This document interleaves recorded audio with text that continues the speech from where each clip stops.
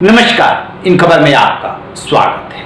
हाल के दिनों में जो एक मुद्दा बहुत बड़ा होता हुआ सा दिख रहा है वो है जातिगत गणना की। सबसे पहले बिहार के सीएम नीतीश कुमार ने वहां पर जातिगत सर्वे कराया और उसके आधार पर 75% आरक्षण कर दिया।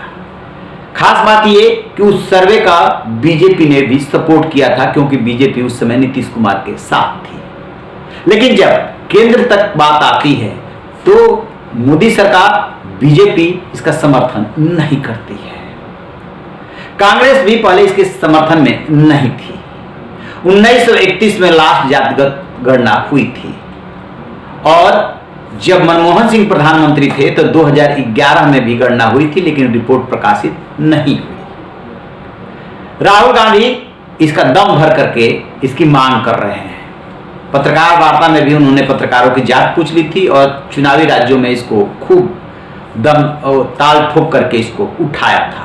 समाजवादी पार्टी के प्रमुख अखिलेश यादव भी जातिगत गणना की मांग करते हैं। साथ में वो एक बात ये भी जोड़ते हैं कि देखिएगा एक दिन आएगा जब इसकी मांग इतनी बढ़ जाएगी कि बीजेपी भी इसका समर्थन करेगी। बीजेपी ने अभी तक इसका समर्थन तो नहीं किया, लेकिन बीजेपी को जो सैद्धांतिक सपोर्ट करता है, जहां से बीजेपी निकली है, उस आरएसएस ने जातिगत गणना का समर्थन कर दिया है। आखिरकार उसने क्यों किया? क्योंकि उसे आरक्षण का विरोधी माना जाता है, फिर जातिगत गणना का, क्योंकि दोनों कहीं ना कहीं लिंक हो रहे हैं। और इसकी नौबत क्यों आई तो बता दें कि जो विदर्भ के एक पदाधिकारी हैं श्रीधर गडगे, उन्होंने इसका विरोध किया था। तो जानकारों की माने तो मंगलवार को संघ के महाराष्ट्र विदर्भ के सहसंघ चालक श्रीधर गाडगे ने जातिगत जनगणना के मामले पर कहा था कि हमें लगता है कि जातिगत जनगणना नहीं होनी चाहिए क्योंकि इसकी कोई जरूरत नहीं है। काउंट करती है कोई बात, काउंट करेंगे तो आखिरकार तो जनगणना का रिपोर्ट डिस्प्ले करना पड़ेगा।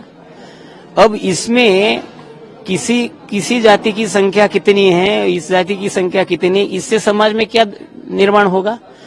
जिसकी संख्या ज्यादा होगी तो वो बोलेंगे हाँ हमारी संख्या ज्यादा है, और जिसकी संख्या कम होगी तो एक तो उनमें न्यूनगंड आएगा या उनमें वर्चस्व की भावना आएगी। तो वो क्यों लाए और इसका उपयोग क्या है? इसका उपयोग क्या है? ये उपयोग यदि बताते हैं कि जनगणना ये जातिगत जनगणना करने का ये वही लाभ है, ये लाभ बताकर यदि करते यदि उसमें से कोई लाभ है तो करना चाहिए। हमें तो उसमें कोई लाभ नहीं दिखता, हमें उसमें हानि दिखती है। क्योंकि ये ऐसा करेंगे तो भाव एक समाज में ऐसा भाव होगा कि ये लोग ज्यादा है, हम लोग कम है, इस प्रकार। और उसमें फिर से वो भावना आ सकती है जैसे पुराने काल में आई और जो हम भुगत रहे इतने वर्षों से।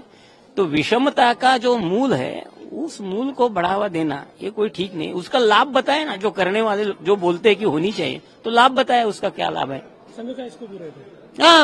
विरोध नहीं होना चाहिए ऐसा हमको लगता है। सर सभी पार्टियां मांग कर रही है, इस समय चुनाव भी आ गए हैं, जातीय जनगणना होनी चाहिए। तो उनकी क्या, मैंने इसलिए कहा कि लाभ क्या है वो बताए। लाभ तो किसी कोई बताते नहीं कि जातिगत जनगणना का लाभ क्या है, जरा प्रकाशित करे ना, बताए ना लोग कि क्या लाभ है भाई, इससे ये करने से ये लाभ होगा। तो वो तो किसी ने बताया नहीं है। होनी चाहिए बोलते, लाभ क्या है? तो उसको लेकर के राजनीति होने लगी। जब राजनीति शुरू हुई तो अखिल भारतीय प्रचार प्रमुख सुनील आम्बेकर सामने आए, एक्स पर पोस्ट डाला और कहा कि इसमें कोई हर्ज नहीं, बशर्ते कि इससे सामाजिक सद्भाव न बिगड़े और इसका उपयोग सकारात्मक हो। आपको बता दें कि आरएसएस के बारे में जो धारणा है वो है कि वो आरक्षण की विरोधी है। 2015 के विधानसभा चुनाव को याद कीजिए, तब आरएसएस के प्रमुख मोहन भागवत ने आरक्षण को लेकर के एक इंटरव्यू में कुछ टिप्पणी की थी और उन्होंने विरोध किया था, जिसको लेकर के बिहार चुनाव में काफी मुद्दा गर्मा गया था। माना जाता है कि जो हार मिली थी उसमें इस बयान का भी रोल रहा या नहीं। हर हार जीत में कई फैक्टर्स काम करते हैं, लेकिन तब ये बात आई थी। लेकिन अब वही मोहन भागवत 2023 आते आते सितंबर में ये कह बैठे कि देखिए जब तक वो लोग ऊपर उठ करके नहीं आ जाते तब तक तो आरक्षण देना ही होगा।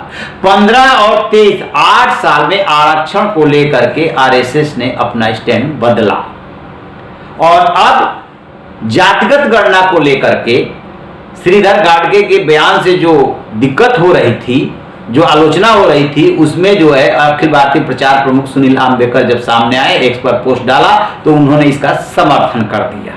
तो स्वाभाविक सी बात है कि जो आरक्षण का विरोध कर रहा था वो आरक्षण का समर्थन करने लगा, जो जातिगत गणना का विरोध कर रहा था उसमें एक बीच का रास्ता निकाला जा रहा है कि होनी चाहिए, कोई दिक्कत नहीं है, इसे यदि भला हो रहा हो तो समाज का, लेकिन सामाजिक सद्भाव नहीं बिगड़ना चाहिए। अब देखते हैं कि अभी आगे ये कहां तक विवाद जाता है, क्योंकि जब विपक्ष वार करेगा, इधर से बयानबाजी होगी तो निश्चित रूप से इसको लेकर के कंट्रोवर्सी होगी। रहीन बेखबर, देखते रहिए इन खबर। Thank you.